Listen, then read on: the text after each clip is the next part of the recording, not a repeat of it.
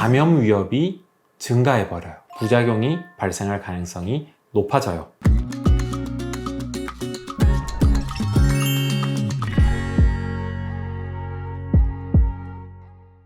안녕하세요. 연세일치과 대표원장 임플란트 요정 현준입니다. 오늘은 항암과 치아 건강의 연관성에 대해서 얘기 한번 해보려고 합니다. 보건복지부 통계에 따르면 우리나라 사망 원인 1위 질환은 40년째 암이라고 해요. 그만큼 우리에게는 생각보다 이제는 흔한 질환 아닌가 이렇게 다가오기도 하잖아요. 근데 이 암과 치과 치료 받는 게 무슨 큰 상관이 있나 싶으실 거예요. 오늘 암 진단 받은 이후에 항암 치료 받으시기 전에 꼭 체크해야 하는 치과 지식, 치아 건강에 대해서 한번 설명드릴게요. 암 환자의 40%가 구강합병증을 경험한다는 사실은 알고 계신가요? 이 가장 흔한 것이 구강 점막 염증이에요. 항암제는 세포 성장이 빠른 점막 같은 조직을 공격하는 경향이 있어요. 왜냐하면 암세포가 성장이 빠르잖아요. 그걸 표적하다 보니까 암세포가 아닌데 우리 인체에서 세포 성장이 빠른 세포들도 함께 공격받을 수 있는 거죠. 때문에 점막으로 이루어진 구강 내에 염증이 쉽게 생기는 거예요. 특히 이런 증상은 항암제 투여 2-3주 차에 가장 심하다고 합니다. 또 면역력이 떨어지고 쉽게 출혈이 발생해서 입 안에 발생한 작은 상처나 감염, 이런 부분들이 더 큰 감염으로 발전될 수 있는 가능성이 있다고 합니다. 암을 치료하기 위해서 항암 치료는 피할 수 없죠. 근데 항암 치료 받으면서 구강 내에는 이런 문제들이 불편하게 잘 생길 수 있다는 겁니다. 항암 치료만으로도 힘든데 이런 구강 내 문제까지 생기면 더 복합적으로 힘들 수밖에 없잖아요. 때문에 항암 치료 전에는 꼭 치과에 오셔서 전반적인 구강 검진, 그리고 항암 치료 시작해버리면 받을 수 없는 꼭 필요한 치료가 있다면 받으시는 것을 추천드립니다. 자, 그렇다면 항암 치료 받는 경우 치과 치료는 어떻게 해야 될까? 이걸 항암 치료 전, 항암 치료 중, 그리고 항암 치료 후로 나누어서 추천드려 볼게요. 먼저 항암 치료 받기 전에는 치과 검진을 받아야 합니다. 이후에 향후 문제가 좀 크게 지속될 수 있는 그런 치과적인 문제가 있으면 당연히 그걸 제거해야 되겠죠. 이후에 항암 치료로 몸이 약해지고 또 면역력이 떨어지는 그런 상황에서 발치나 치과 수술 등을 하기 부담스럽기 때문에 시기적으로 발치나 치과 시술을 항암 치료 이전에 하는 걸로 잡아주기 위해서입니다.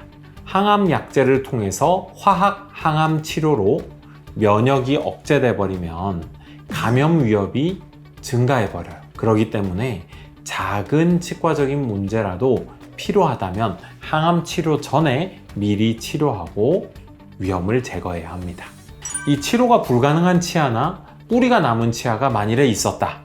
이럴 경우에는 미리 발치하고 치주질환이 심해서 흔들리는 치아도 항암 치료를 시작해버리면 발치하기가 힘든 경우가 있으니 미리 발치하는 것이 좋은데요. 적어도 항암 치료가 들어가기 2주 전까지는 발치가 시행된다면 연조직이 어느 정도 회복된 상태에서 항암 치료를 받을 수 있으니 도움이 됩니다. 만일에 부분 매복된 사랑니가 반복적으로 염증을 일으키고 있었다면 이런 부분들도 발치를 고려해야 되고요. 또 틀니를 쓰고 있는데 틀니 하방의 뼈가 이렇게 뾰족해 가지고 반복적으로 틀니에 의한 자극으로 잇몸이 아프다면 그런 부분들도 뼈를 다듬어 주어서 구강 내의 상처가 반복되지 않도록 해야 합니다. 두 번째, 항암 치료 중인데요. 이 항암 치료 중에 치과 치료를 받을 수밖에 없는 경우, 가급적이면 항암 치료 전에 받는 게 좋았지만 타이밍을 놓쳐서 항암 치료 도중에 치아가 불편해진 거예요. 또는 점막이 불편해진 거예요. 이래서 항암 치료 중에 치과 치료를 받아야 되는 경우가 있겠죠.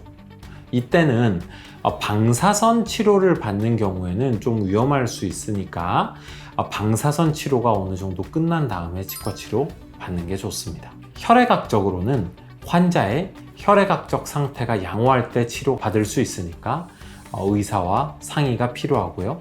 또 때로는 예방적 항생제의 투여가 필요할 수 있습니다. 여러분 기억하셔야 될 건 화학요법과 방사선적 요법에 있어서 방사선적 요법으로 만일에 항암치료를 받는다. 그런데 특히 항암치료가 이 구강에 인접한 부위에서 받고 있다고 한다면 치과치료 받기 힘든 경우가 많으니까, 왜냐하면 방사선적 골괴사가 일어날 수 있거든요.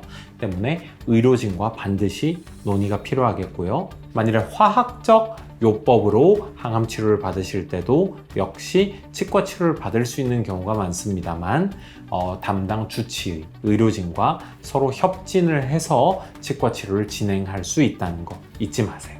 마지막으로는 항암 치료를 완전히 끝마친 이유입니다.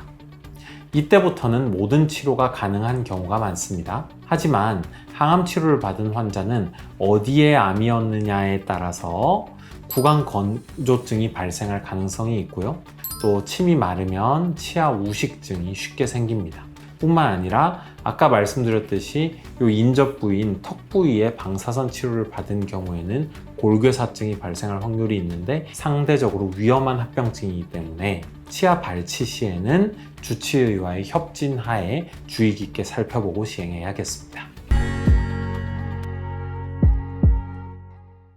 항암 치료 중에는 면역 기능이 저하되는 등의 문제로 인해서 이 감염 위협, 출혈 경향, 치유 지연 등의 부작용이 발생할 가능성이 높아져요. 따라서 치과 치료를 포함해서 또 수술같이 감염 가능성이 있는 치과 처치는 굉장히 조심해야 됩니다.